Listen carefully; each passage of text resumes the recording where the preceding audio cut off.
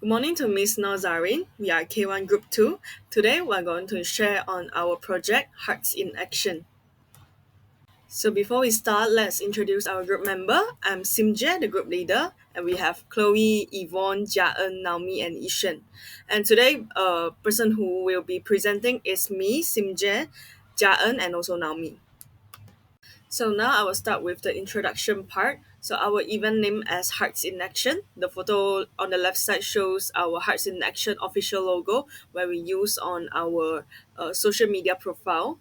So Hearts in Action is a student-led fundraising initiative combining the on-campus charity bazaar and online campaign. Our objectives of this event is to raise at least 1,000 ringgit in donations through the bazaar and also online platforms, while we also want to encourage more youth participation in social responsibility initiative, and the most importantly, we want to spread the awareness of social welfare.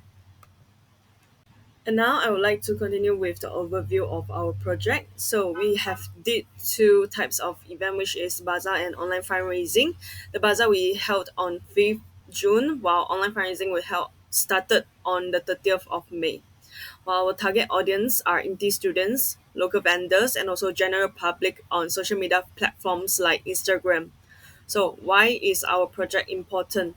We want to encourage public involvement in social responsibilities, and all the proceeds that we receive, we will donate to Social Welfare Malaysia to support the underprivileged communities by buying for them to buy the essential needs or some emergency, soft emergency situations. And now I'll continue on the planning process of our event. In week 4, we started to search for the organization that we want to work with. And finally, we contact Social Welfare Malaysia.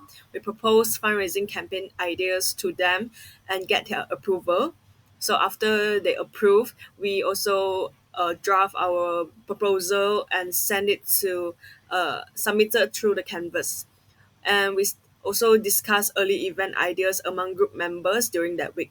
While in week 5, we wait for the approval from the Inti management, and we continue the internal planning while waiting for the approval. Like we're planning on how we're gonna to share on, we're gonna to promote our events and how to find the vendors.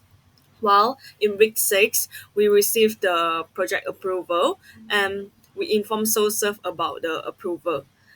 Then we started to search and contacting potential vendors and uh, get deposits and rental fees from them. And we design poster for the online fundraising. And we also discuss bazaar planning and the vendor list inside our WhatsApp group.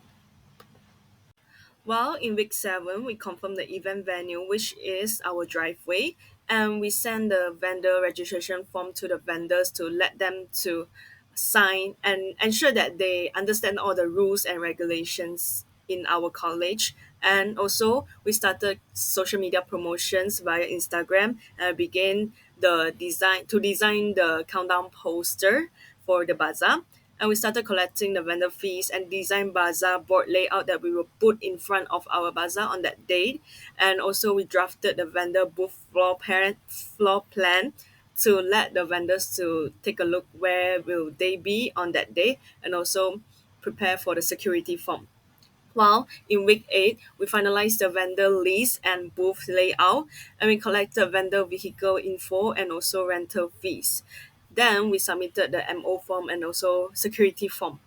Well, then we continue social media countdown posts to ensure that we have the awareness of our bazaar is still there, and also we assign duties for the bazaar day among our group members, and we finalize the schedule, attire, and vendor agreements before the day of bazaar.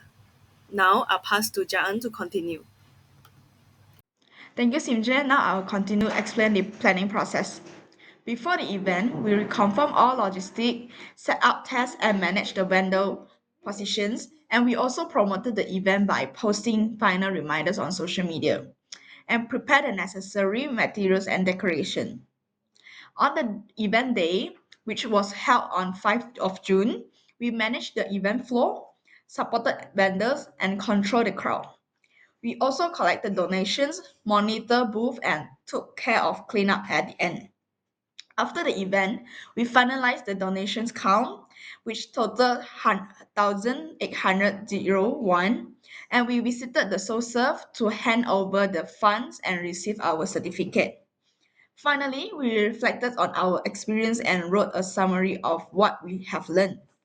And this whole process helped us work as a team and gain hands on experience in the event planning. Now, I would like to share what we did during the actual event. We started our day early, setting up the venue from 8 a.m. morning and preparing the roses to sell. And each member had a role to make sure everything was ready on time. And throughout the event, we worked together to manage the event flow smoothly. Moreover, we also supported our vendors whenever they needed help and control the crowd and make sure everything stay organized. And we also collected donations, monitor the booth, and handle the cleanup process at the end. Overall, it's a very busy but rewarding days, and seeing everything run successfully was truly satisfying. Now let's take a look at the outcome and participations from our events. We are proud to share that we have successfully raised a total fund which is 1,801 ringgit.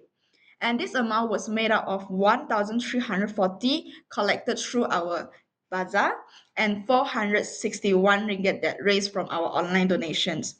And this event included the participation from 13 vendors, and we are truly encouraged by the support shown by both students and members of the public.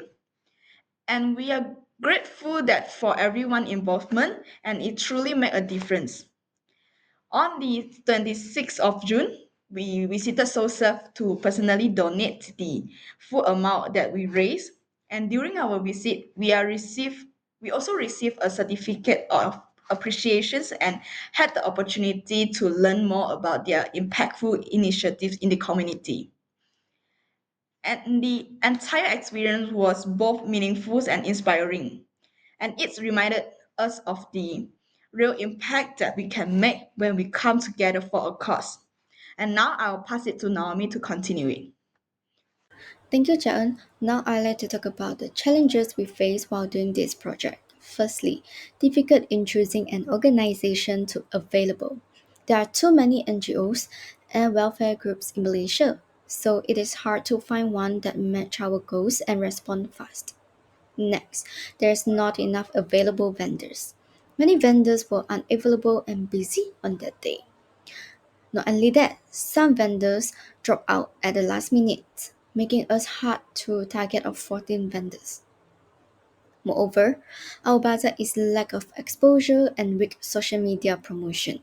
The charity is led by students, thus it has only limited influence and followers. For example, we only got few likes and interaction in Instagram posts despite our efforts. Lastly, communication gaps with vendors. Miscommunication led to delays and inconveniences for vendors. We have thought of many solutions to overcome the challenges we face. First of all, choosing the right organization. We research and compare various NGOs in Malaysia. After careful evaluation, we chose SOSUF for its reliability and clean mission. Next, expanding the vendor search. We promoted the event in other platforms like Xiaohongshu. It helps to reach out to previous or recommended vendors. Next, improve social media reach. We ask our friends and family to repost our content on their stories to increase the visibility of the event. To boost the engagement, we also design eye-catching poster and event countdown. Lastly, better vendor communication. We improve the internal and external communication. For example, we held regular meetings to confirm the tasks and also clarify the roles and duties for the better coordination. Now, let me talk about the SWOT analysis for our project. First of all, the strength. Our team shows a strong teamwork and clear roles. We have successful fundraising beyond our target. And also, we have reliable NGO partnership, which enhance our credibility and support. Next, the weaknesses. We had limited reach on social media, which affected the publicity. And we also faced some time mismanagement, especially during the cleanup phase of the event. Additionally, there were some communication gaps with vendors that caused minor disruptions. For the opportunities, there's a chance to collaborate with more vendors, and we got the opportunity to expand our online fundraising.